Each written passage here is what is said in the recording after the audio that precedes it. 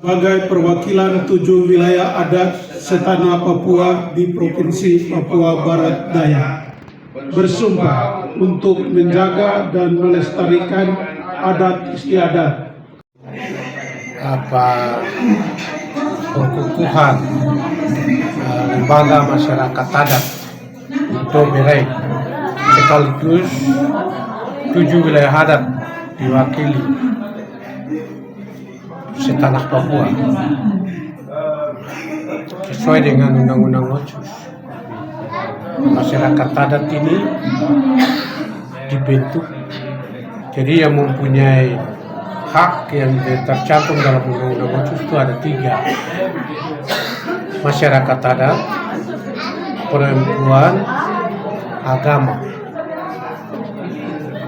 Dan sejak Papua ini, sejak berintegrasi sampai dengan saat ini, lembaga adat ini dulu pemerintahan Belanda, Hindia Belanda itu dia menjadikan Dewan Masyarakat Adat itu menjadikan penasehat pemerintah ketiga Belanda.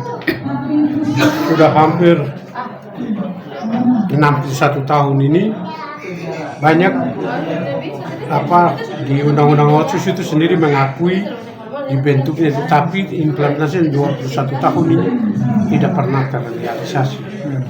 Di bab 4, bab 11, pasal 43, ayat 1 sampai dengan ayat 5, dan dalam konsideran mengimbang, menetapkan dan memutuskan itu ada semua. Jadi lembaga adat ini sangat berdominan dalam Undang-Undang Otsus, tetapi pemerintah tidak pernah melakukan ini dengan baik. Hanya dibilang dananya cukup besar membantu masyarakat adat, yang mana itu kan adat ini kan perlu harus diakomodir dia baik dulu. Di tanah Papua ini ada 500 suku yang mendiami, dan masing-masing di wilayah Papua Barat Daya ini saja itu orang asli di sini itu saya belum tata secara baik, tapi itu ada 5 suku terbesar, masing-masing ada. Kalau kami sudah data itu, tadi saja baru muncul beberapa rumpun itu, karena memang awal, jadi nanti kita pasti akomodir itu dengan baik. Dan bagaimana supaya tahu kalau masyarakat adat di Papua ini dia punya undang-undang Otsus itu. Sebenarnya mereka ini kalau cerdas itu akan bisa gugat pemerintah dan mengembalikan, karena 3 komponen paling terbesar di Otsus itu masyarakat adat, perempuan, dan agama. 3 itu yang. Tapi sementara ini kan kita hanya dengar ada dana Otsus, biaya adat seberapa. Saya pernah komentar tahun lalu, menurut saya pemerintah tidak, dana itu dia buang kemana. Dia tidak tata lembaga adat di bawah. Saya tidak tahu bagaimana, berapa orang miskinnya, orang yang tidak tahu. Maka harus lembaga adat itu kita harus dirikan berdasarkan undang-undang, bukan atas kemauan kita. Seberapa besar peran dan fungsi strategis mereka nanti besok terhadap bagaimana melindungi masyarakat adat sendiri, Pak? Iya, itu wajib. Lembaga adat itu sangat dominan. Pertama, untuk mau kita bicara membentuk regulasi tentang Perdasus, dari mana kita tahu baru bisa membentuk itu? Seharusnya kan kita harus kumpul mereka, nanti menyusun dari bawah. Mereka masing-masing suku tuh. Nanti datang kita tabulasi dia. Kita rumuskan, baru kita rancangkan dalam bentuk Perdasus. Kita ajukan pada gubernur, ya, sebagai pemerintah, terus DPRP, MRP, dan DPR. Dan hak mutlak untuk besok ke depan itu bukan gubernur yang punya hak untuk mengusulkan DPRP, DPRK, MRP. Itu lembaga ada, di mana diatur di Undang-Undang Otsus. Baru kita mulai letakkan dia berdasarnya. Ke depan seperti itu, bukan kirim orang datang dari sini, tidak.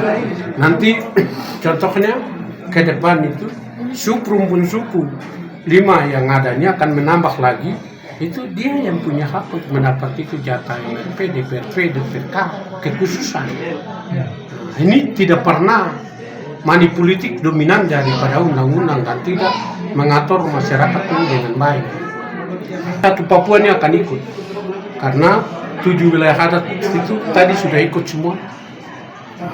Nanti kita akan akomodasikan itu, akan siapkan itu materi untuk masuk dengan mereka. Sementara ini pengenalan belum terbentuk struktur ke 5 kabupaten, 1 kota. Ini kami baru mulai, belum pengurusnya belum.